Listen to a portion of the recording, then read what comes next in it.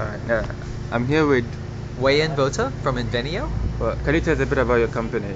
Sure. So Inveneo, we actually design hardware, software, connectivity, and power that works very well in the rural areas of Africa.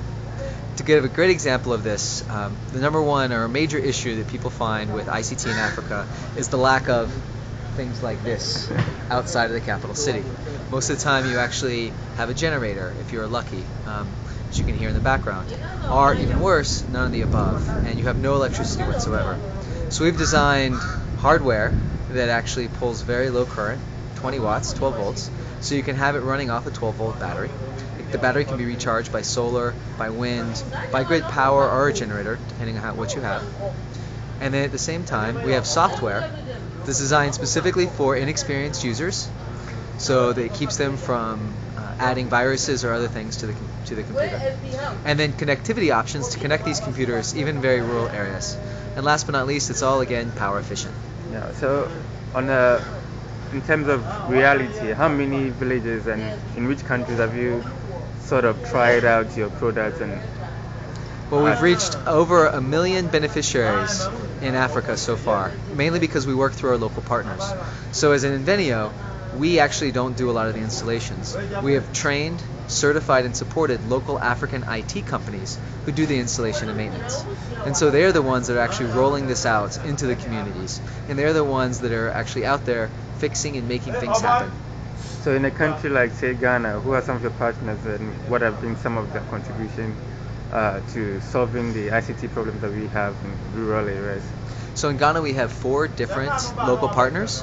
We have Such Solutions, we have Wireless Ghana, we also have Loud Background Noises, and we have One Village Foundation Ghana. And so with these organizations we've been able to roll out a school lab, and we're actually rolling out the second school lab now, and in Western Province. So what has been your contribution to the ongoing Maker Fair Africa? What was your contribution to the... So currently with Maker Fair Africa we have 2 different technologies we're showcasing. We're showcasing a FM radio, which is a very low power radio running off a 9-volt battery of all things. And so this radio is a way for people to have FM radio in a rural area. We're also showcasing a way for people to use SMS text messaging to vote on their favorite activities here at Maker Fair Africa by pushing it through a software called Frontline SMS into Twitter. So from Twitter and on the web you can see what people are talking about here at Maker Fair Africa.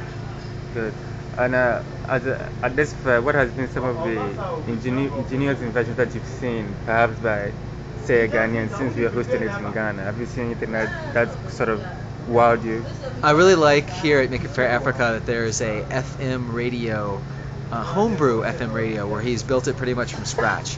It's beautiful to see this kind of innovation that can be used by communities to reach out and connect with each other. Really taking communication to its fullest spectrum, even using what might consider old communication, but refreshing it by building it yourself. So what should people all over Africa and the rest of the world expect from Maker Fair, say, in the next edition? Well, I hope to see in the next Maker Fair Africa a greater focus on all the indigenous exploits and innovation that's happening here in Africa. Thank you very much.